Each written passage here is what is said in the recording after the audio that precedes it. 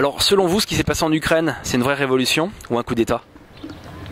Il y avait un Macron à la tête de l'État. Vous avez vu, comme moi, à la télévision, il y avait un Macron qui se mettait plein les poches. C'est normal que le peuple réagisse. Voilà. C'est pas une révolution, c'est effacer ce Macron pour mettre un autre Macron, bien souvent. Ça serait plus un coup d'État. Un coup d'État de la part de qui? De la part des opposants, hein, parce qu'en définitive, je vois pas pourquoi ils se nomment comme ça président de la République alors qu'ils n'ont pas été élus par le peuple.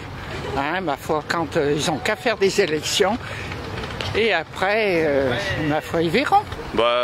De ce que je sais, je sais pas grand-chose bien évidemment, mais je dirais que c'est plutôt une révolution. Je pense que c'est les gens qui décident de prendre le pouvoir parce que justement ils sont un peu déçus de ce qui se passe actuellement au pouvoir. Moi je parlerais plutôt d'un coup d'État. Un coup d'État de la part de qui? De la part des sympathisants du régime russe. Oh non, ça c'est un coup d'État, ça. C'est un coup d'État. Toujours les forts égale les petits. Hein. C'est tout le temps comme ça, hein. C'est pas d'aujourd'hui. Hein. Mais le coup d'État, il est côté plutôt occidental ou plutôt russe? Russe. À votre avis, c'est un coup des Russes? C'est un coup des Russes, oui. Parce que les Russes voulaient prendre le contrôle de l'Ukraine. Le contrôle de Crimée. De la Crimée. La Crimée, voilà. Ah, j'ai pas de... je suis pas capable, non. Je suis pas du tout capable de répondre à une question pareille. Ouais. Si je vous dis que les officiels américains ont dépensé plus de 5 milliards de dollars ces dernières années pour renverser le gouvernement ukrainien à leur faveur, qu'est-ce que vous dites? Je dis que je me méfie beaucoup de ce genre d'informations sans les avoir vérifiées. C'est pour ça que j'ose pas me prononcer, parce que je connais pas la question assez. Parce qu'il y a des vidéos qui tournent, notamment avec les officiels américains, qu'on peut reconnaître sans aucun problème, qui sont traduites, où elle avoue véritablement, c'est Madame Nuland d'ailleurs, qui avoue véritablement qu'ils ont dépensé 5 milliards de dollars en Ukraine pour que le gouvernement soit en leur faveur. D'accord, mais ouais, mais je vous croirais pas sur parole, c'est ça que je vous dis. Ouais, j'irai vérifier du coup, ça m'intrigue. Je sais pas trop quoi vous répondre, ça m'intéresse en tout cas, mais... que l'Ukraine qui est un peu le carrefour qui est une plaque tournante déjà entre l'Europe et la Russie, et puis c'est vrai que je m'étais pas vraiment renseigné sur le rôle des États-Unis dans tout ça. Ça a l'air d'être un sacré bazar. Voilà, donc je pense qu'on est parti pour de longues années de Capharnaüm, quoi, un peu comme dans d'autres régions du monde.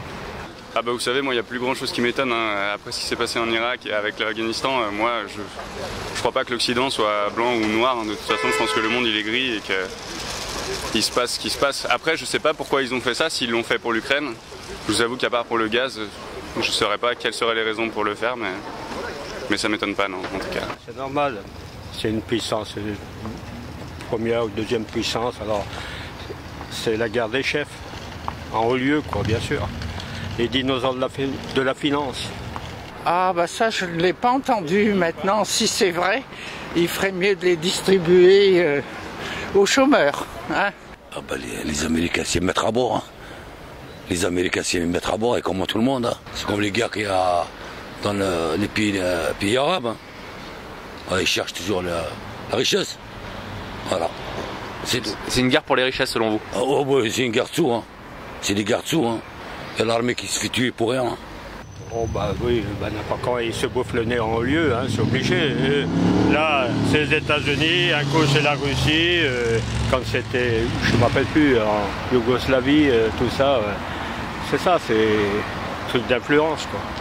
Et si je vous dis que l'Union européenne va dépenser 11 milliards de dollars pour aider l'Ukraine à se reconstruire, 11 milliards de dollars sous forme de prêts et de dons, c'est-à-dire qu'ils vont sortir de notre poche à nous, qu'est-ce que vous répondez? C'est pour s'étendre. L'Union européenne est pareil que les États-Unis, comme la Russie, comme la Chine. C'est des influences à haut niveau. Alors c'est celui qui mangera l'autre, comme les religions d'ailleurs. Pareil, kiff. Et à votre avis, c'est une bonne chose que l'Ukraine rejoigne l'Union européenne, étant donné que le salaire moyen en Ukraine est environ 250 euros? Ça, c'est différent. C'est peut-être la vie est moins chère, je ne sais rien. Vous savez. À l'Europe actuelle ne m'intéresse pas. D'accord. Vous êtes contre l'Union européenne? Je ne suis pas contre une Union européenne, je suis contre l'Union européenne actuelle.